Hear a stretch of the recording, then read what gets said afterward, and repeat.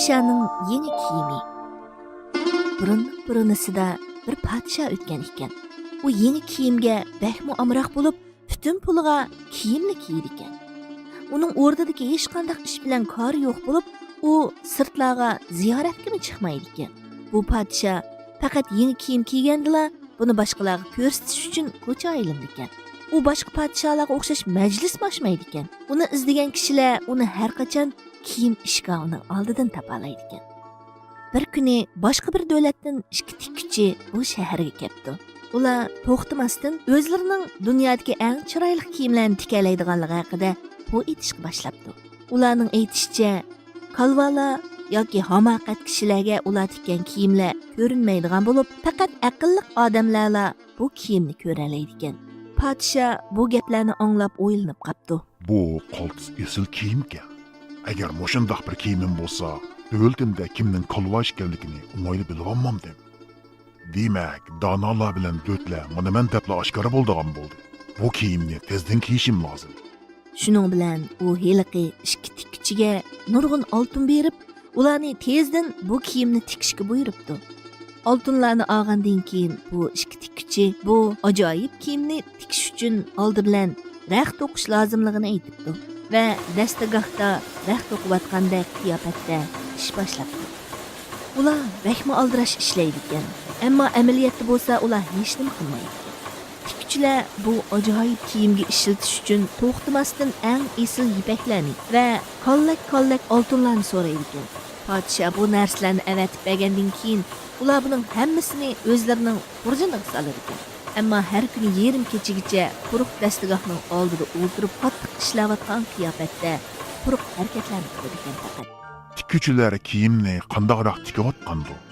Berib ko'rib baxmaymi? Bir kuni podshoh shunday o'ylab qopti. Ammo do't kishilarning bu kiyimni ko'rolmaydiganligi haqidagi gap yodiga kelib, yana ishkilinib qopti. Boshqalar meni do't ishkan deb o'ylab qolsa bo'lmaydi-da. Men degan podshoh tursa. Shuning bilan u tikkichilarning qanday ishlayotganini ko'rib yiqishga bir kishini avatmoqchi bo'ldi.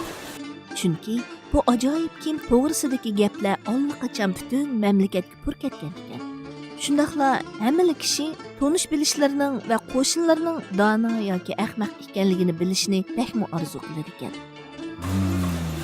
Mening sodiq vazirim bu ishga eng loyiq. Men shuni avatay deb o'ylabdi podshoh.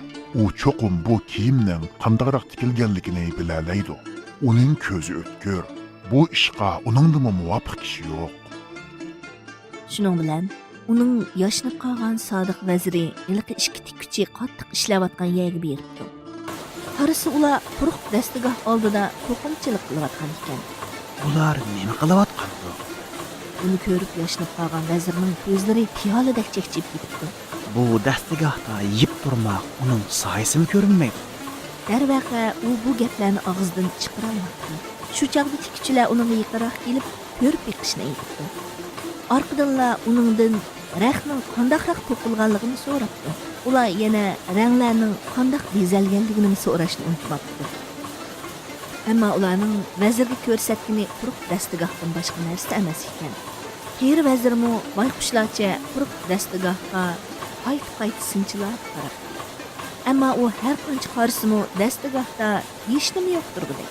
Aslida dastagahda hech narsa yo'q ekan. Bu nima ish? Yashangan vazir o'yinib qopdi. Men do't o'xshaman. Men qachondan boshlab do'tlashib qolgan bo'g'im. Do't ishganligimni hech kim bilib qolmasdi. O xudoyim, men rostonna do't bo'g'im. Ya, buni podshoh bilib qolsa bo'lmaydi. Men buni hargiz uning bilmasligim lozim. Qandaqroq degin? Shu arada raq to'qiyotgan qiyofatga kirib olgan tikkichilarning biri so'rabdi. Raqning qandaqroq ishganligini da'vatman.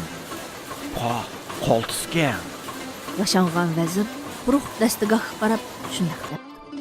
Raqning nusxasi va gullari qoltisgan. Buning qanchalik chiroyli ekanligini men hozirla podshoh oliylariga ma'lum qilaman. Amisa janoblarini avar qildigan bo'ldi. Qazoblar shunday debdi. Ondan ular raqning pasoni, gul nusxalari qatorliqlarni qeri vazirga tafsili tushundiribdi. Bu qeyri vazir kiyim haqida podshohga ma'lumot berganda ezib ketmaslik uchun ularning so'zlarini diqqat bilan anglabdi. Orqadan bu kazaplar raxtning to'qilib bo'lmagan qismini bitirish uchun buningga oltin va ipak lozimligini aytibdi. Ular oltin va ipaklarni xurjunga silib, quruq dastigah oldida yengivashdan jiddiy to'qimachilikqa kirishib ketdi. Ular oxiri bir kuni butun shaharga xizmatning tamomlanganligini jakalab. Ey Yohannos! Padişah şagirdlerining yangi kiyim tayyor bo'ldi. Bu xabarni anglagan podshoh paypaslig'incha darhol yetib ketdi va yangi kiyimni sinab bakmoqchi bo'ldi. Kazzablar bo'lsa podshohni ko'ribla qo'llarida bir narsa ko'tarayotgan qiyofatda uni oldiga keldi. Mana bu padişah ailelerining qambili. Mana mavu sharpa, mana bu bo'lsa to'n. Bu kiyimlar shunchalik yengilki, uni kiygan odam uning hech qanday eg'irini his qilmaydi.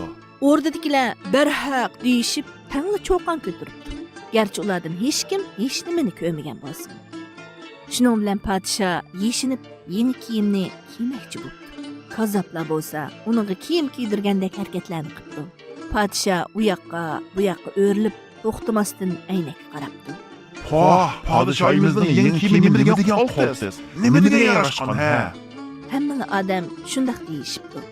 Nima degan qoltis mahorat bu? Bu haqiqatan bu qoltis shohona libos bo'pti. Men tayyor bo'ldim.